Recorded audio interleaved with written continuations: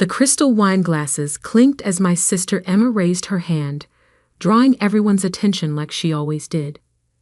"Big news, everyone." Her perfect smile gleamed as she looked around our parents' mahogany dining table. "I just got called for an interview at Sterling Enterprises." My mother gasped in delight, nearly dropping her fork. "Sterling Enterprises? The biggest tech company in the city?" "The very same," Emma preemed, tossing her expertly highlighted hair. "Senior marketing director position. They reached out to me specifically." Of course they had. Everything came easily to Emma. Perfect grades without studying. Dream jobs without trying. A constant stream of success that our parents never tired of celebrating. I sat quietly, pushing my food around my plate, trying to become invisible. But in this family, I was never allowed to fade into the background for long. Not when they needed someone to compare Emma to. "Isn't that wonderful?" my mother gushed. "Now that's a real career path." She turned to me, her smile turning sharp. "You should ask Emma for advice, Sarah. Maybe she can help you find something better." Better than what I was doing now, she meant. Better than the consulting work that they all dismissed as glorified freelancing. Better than building my own company from scratch, because apparently being your own boss wasn't as impressive as having one. "I'm doing fine, Mom," I said quietly, but Emma was already laughing. "Oh, please, you can't even get a real job," she smirked. "How long are you going to pretend that your little consulting thing is an actual career?" My father set down his wine glass. "Emma has a point, Sarah. You're 32. It's time to get serious about your future." I gripped my fork tighter, thinking about the contracts sitting on my desk at home, the acquisition deals I was negotiating, the empire I had built while they were all busy undermining me. "My business is doing well," I started to explain, but Emma cut me off. "Business? Please. You work from your apartment and barely make enough to pay rent. Meanwhile, I'm about to be a senior director at Sterling." She turned to our parents. "Did I mention the salary? Base pay is $250,000 plus bonuses." My mother nearly swooned. My father beamed with pride. I thought about my company's latest quarterly earnings report and had to suppress a laugh. "When's the interview?" I asked, keeping my voice neutral. "Monday morning," Emma replied smugly. "Not that it matters. The position is practically mine already. The CEO specifically requested to interview me personally." I bet they did, I thought, remembering the stack of resumes on my desk. Among them, Emma's application, forwarded to me by HR with a note. Another entitled candidate with an inflated ego. "Your call, boss." "Well, good luck," I said, standing up. "I should get going. Early meeting tomorrow." Emma snickered. "What? Did someone finally agree to buy something from you?" "Sarah," my mother sighed. "When are you going to stop this ridiculous independent phase? Your father could have gotten you a proper position years ago." I thought about the nameplate on my office door, the one that reads Sarah Mitchell, CEO, Sterling Enterprises, the one Emma would see tomorrow morning. "You're right, Mom," I said, gathering my things. Maybe it is time for a change. They probably thought I was finally admitting defeat. They had no idea what was coming. As I drove home to my penthouse apartment, not that they knew I could afford one, I thought about how we got here. How their constant dismissal had driven me to build something bigger than they could imagine. It started 10 years ago when I graduated with my MBA. Emma was the star of the family then too, climbing the corporate ladder with her natural talent, while I quietly studied market trends and business strategies. When I told them I was starting my own consulting firm, they laughed. When I landed my first major client, They dismissed it as luck. When I started buying up struggling companies and turning them around, they didn't even notice. 5 years ago, I made my biggest move yet, acquiring Sterling Enterprises through a complex series of shell companies and investment firms. The previous CEO was ready to retire, and I had spent years preparing for this moment. I changed my professional name to Sarah Mitchell, my mother's maiden name, knowing my family never paid enough attention to business news to make the connection. I rebuilt Sterling from the ground up, transforming it into the tech giant it is today. And through it all, my family remained blissfully unaware, too busy praising Emma's minor achievements to notice that their unsuccessful daughter was now one of the most powerful CEOs in the city. My phone buzzed as I pulled into my building's private garage. A text from Emma. "You should really come to the Sterling building sometime. See what a real company looks like. I'll give you a tour after I get the job." I smiled, thinking of my corner office on the top floor, the one with the view of the entire city, the one Emma had been dreaming about in her application letter. Tomorrow was going to be interesting. In my apartment, I reviewed Emma's resume one more time. It was impressive on paper. Good education, steady career progression, solid references. But I had done my research. I knew about the projects she had taken credit for, but barely contributed to. The subordinates she had thrown under the bus. The corners she had cut. Emma had always been good at presenting the perfect image. Tomorrow, she would learn that image isn't everything. My phone buzzed again. This time it was my mother. "Darling, I know you're probably feeling discouraged seeing Emma's success. Why don't you let your father make some calls? It's not too late to start a proper career." I set the phone down without responding and walked to my home office. The wall was covered in business magazines featuring Sterling's remarkable turnaround. Tech's most innovative CEO, one headline read, "Sarah Mitchell, the unseen power player revolutionizing the industry," declared another. My family had spent years telling me I wasn't good enough. Tomorrow, they would learn just how wrong they were. I sat at my desk and opened my laptop, typing out an email to HR. "Please ensure Ms. Emma Carter's interview is scheduled in my office at 9 a.m. sharp. And make sure she waits in the lobby for at least 30 minutes before being brought up." A small petty detail, perhaps, but after years of enduring her condescension, I thought I deserved a little dramatic flair. I spent the rest of the evening reviewing company reports and finalizing acquisition plans, just like any other Sunday night. But this Sunday felt different. Tomorrow, everything would change. As I got ready for bed, I caught my reflection in the bathroom mirror. I looked nothing like the timid daughter my family still saw me as. My suits were tailored now, my presence commanding. I had grown into my power while they weren't watching. Tomorrow, they would finally see me. And I couldn't wait for the show to begin. Monday morning arrived with a sense of delicious anticipation. I stood in my private elevator, ascending to the top floor of Sterling Enterprises, watching the city wake up through the glass walls. My Armani suit was immaculate, my heels clicking authoritatively on the marble floor as I stepped out. "Good morning, Ms. Mitchell," my executive assistant Diana greeted me with a knowing smile. "Your 9 a.m. appointment has arrived early." She's been waiting in the lobby for 20 minutes, insisting that the CEO specifically requested her presence. I checked my watch. 8:45 a.m. Let her wait another 10 minutes. How's she handling it?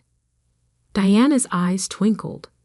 She's demanded coffee 3 times, name-dropped several executives she claims to know, and told the receptionist that her sister is a nobody who can't even get a proper job.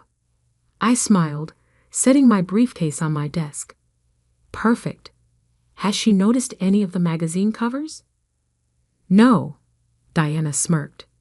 She's too busy telling everyone within earshot about her marketing expertise to look around. Typical Emma. So focused on promoting herself that she missed the obvious. The lobby walls were lined with press coverage of Sterling's transformation under my leadership. My photo was literally hanging above the reception desk, but Emma would never notice. She never had.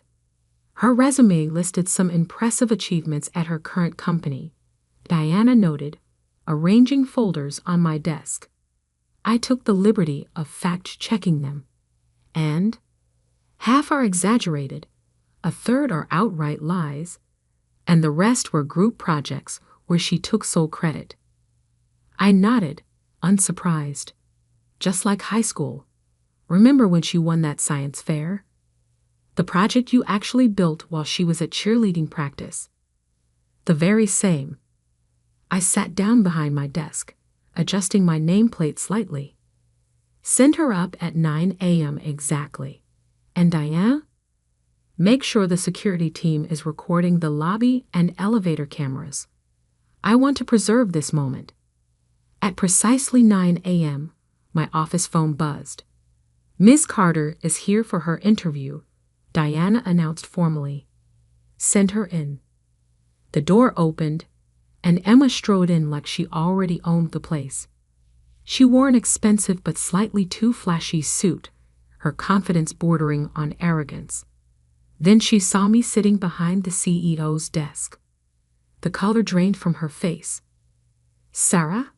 She stammered, frozen in the doorway. What? What are you doing here? Good morning, Emma, I said pleasantly. Please take a seat.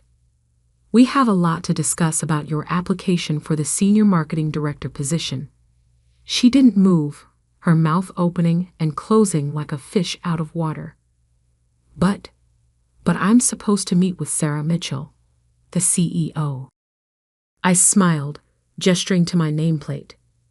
That would be me. Sarah Mitchell, formerly Sarah Carter. Though I'm not surprised you didn't make the connection. You never did pay attention to anything I did.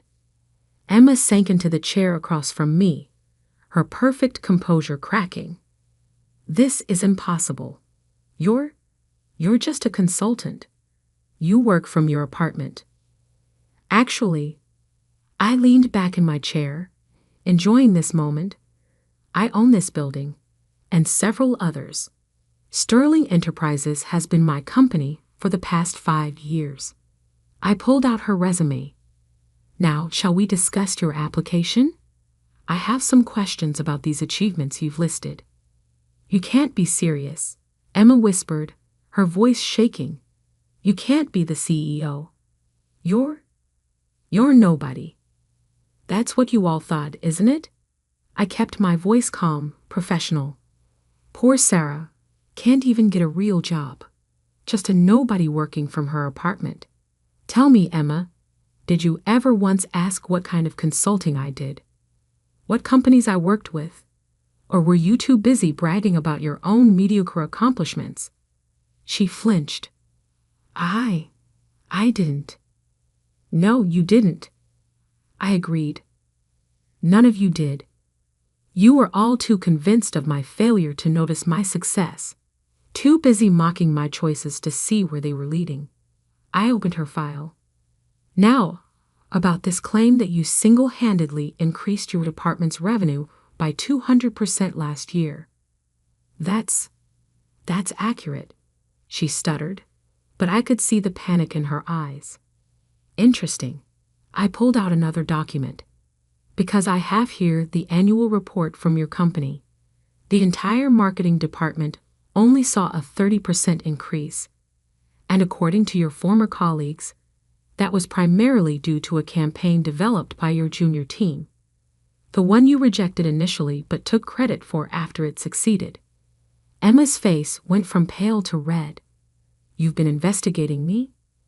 I investigate all potential senior executives thoroughly. We have very high standards at Sterling. I smiled.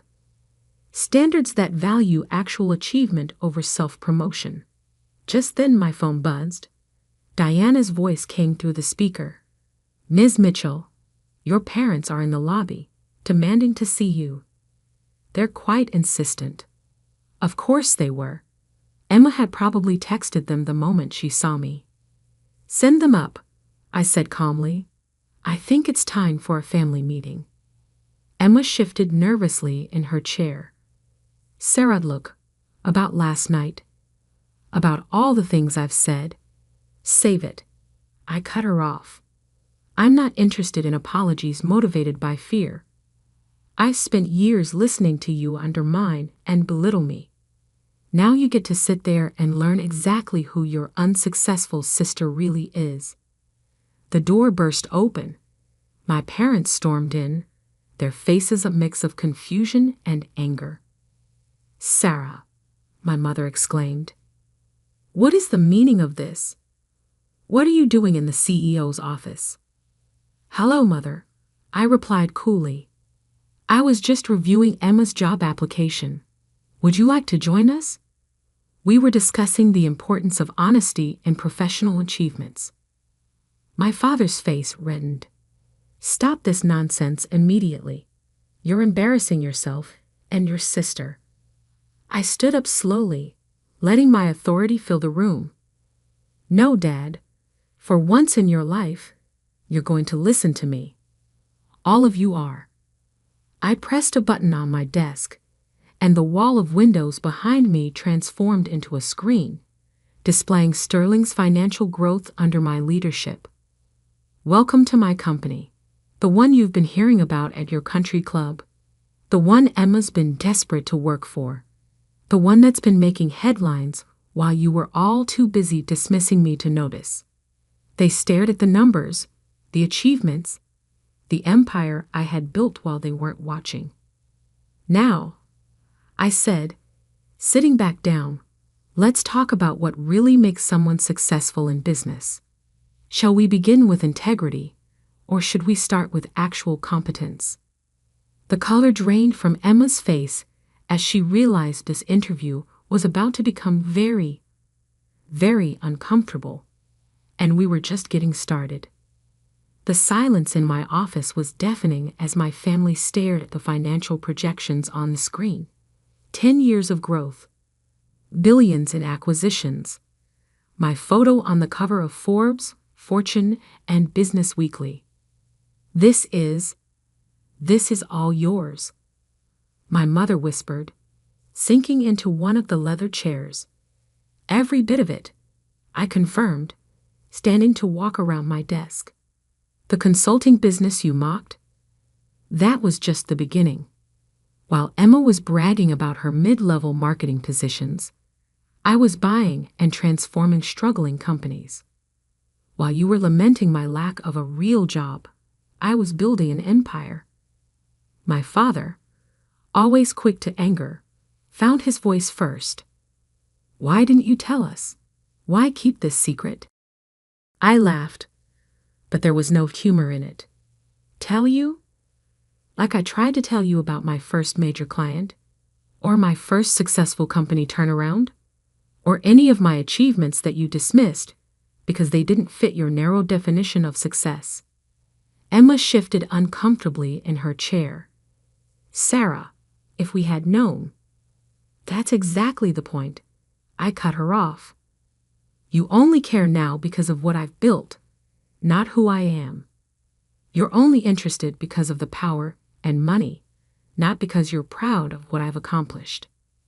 I pressed another button on my desk, and security footage from last night's dinner appeared on the screen. Emma's mocking voice filled the room. "Can't even get a real job." "Stop," Emma pleaded, her face flushing. "We get it." "Do you?" I turned to face her directly. "Because I've been watching you build your career on exaggerations and stolen credit.